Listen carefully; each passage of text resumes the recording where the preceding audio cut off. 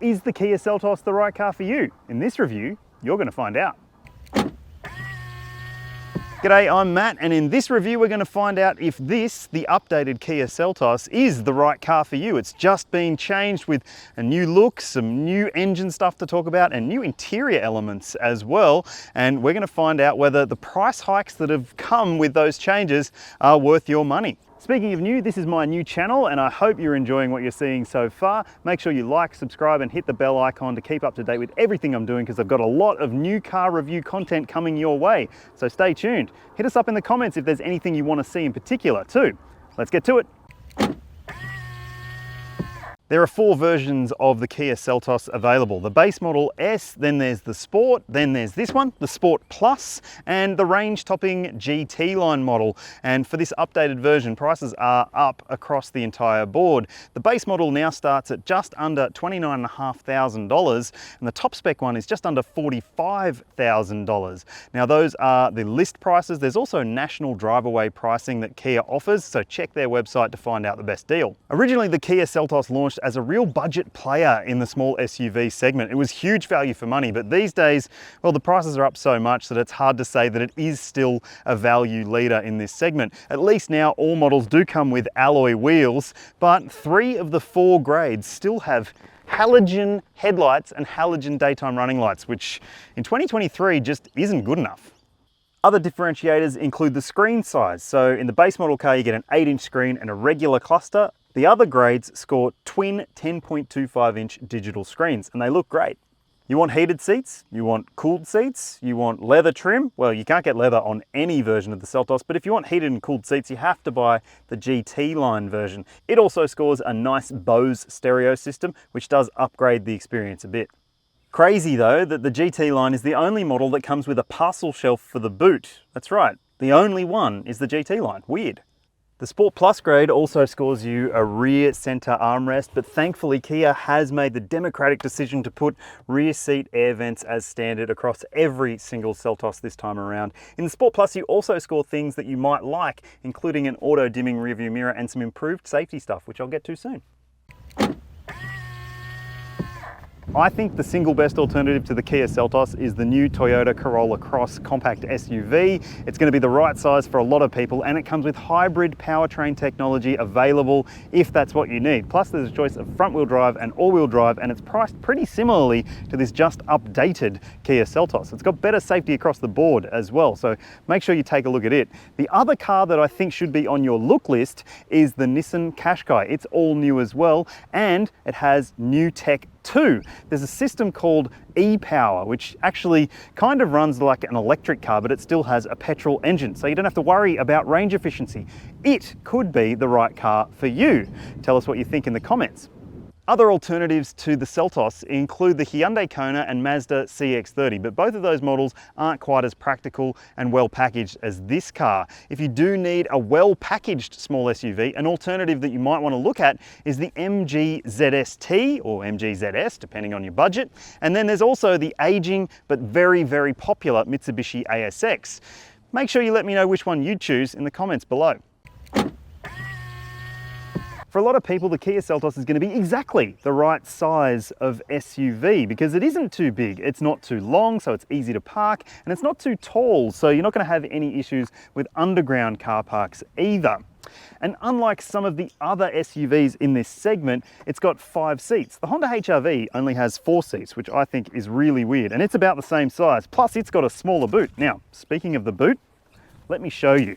I don't know how much you care about boot space, but I care a lot about it. And the Kia Seltos has one of the best boots in the small SUV segment. Just remember, it competes with cars like the Mazda CX-3, which has a tiny boot and would see you leaving stuff behind because you couldn't fit it in. But that's not the case in the Seltos because it's got a massive boot. And in fact, it's even got a full-size spare wheel in the top 3 grades. And if you choose the base model, you get a space saver spare wheel and an even bigger boot. That's a win. The interior design and feel is quite good in this car. It does feel like the money that you're paying for it, which some other small SUVs certainly don't. And it's thoughtful as well. There are cup holders between the seats, a little storage cubby here for a wallet or something like that. Then you've got USB charge points here, another storage cubby there, and a little shelf for your phone too.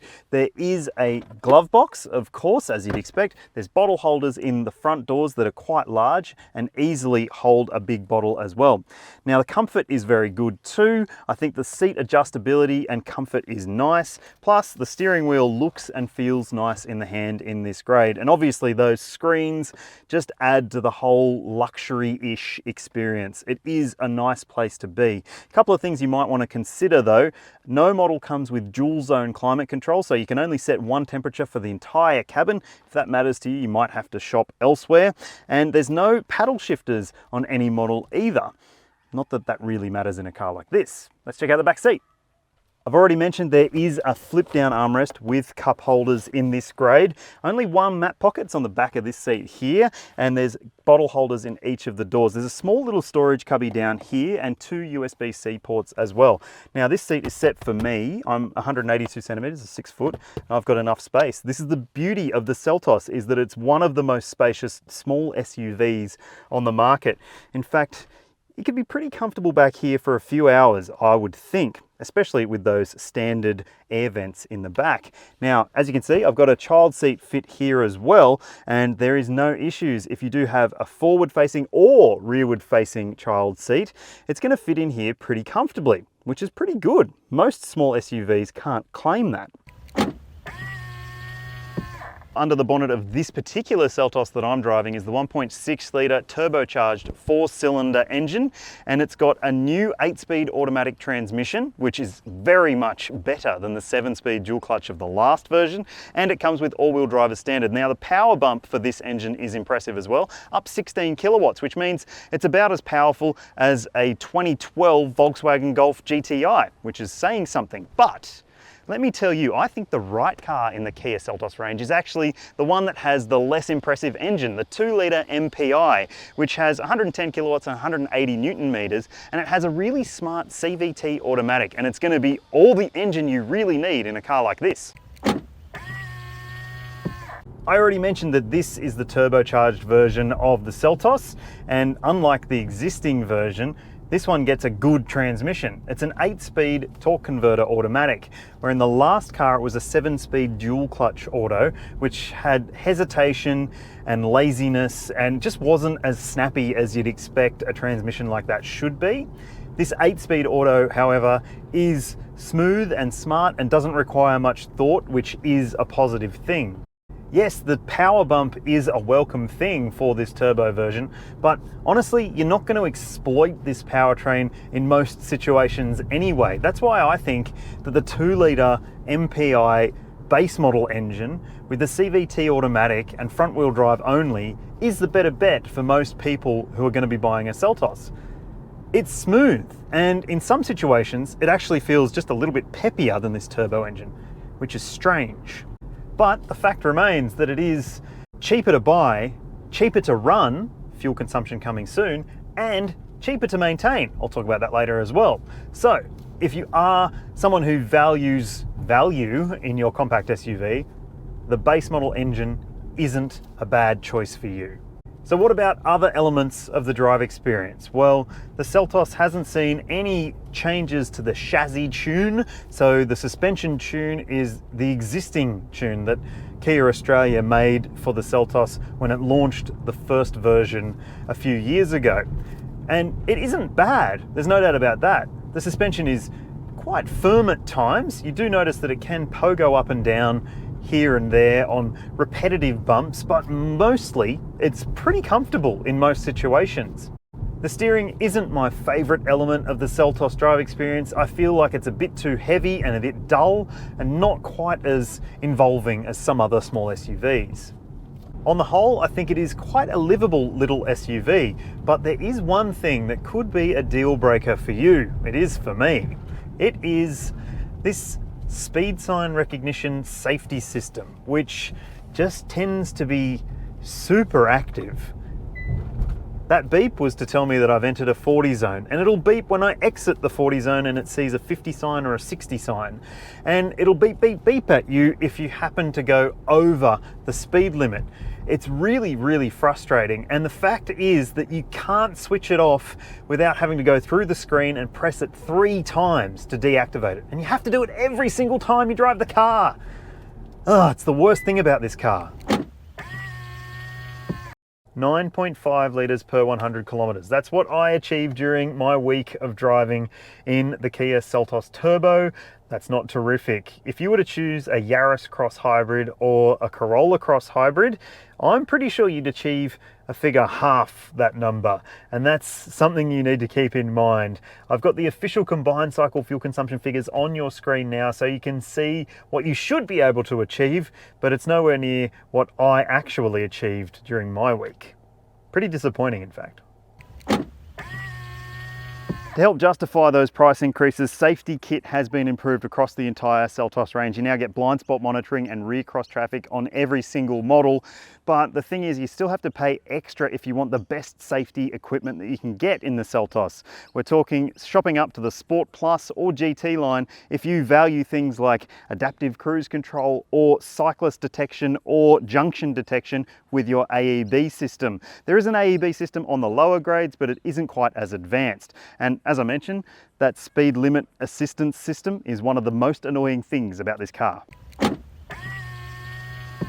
This right here, not the sticker, the actual warranty that Kia offers, a 7-year unlimited kilometre warranty, is what put it on a lot of people's shopping lists. And it still continues today as one of the better offerings in the segment. Most still have 5 years of warranty.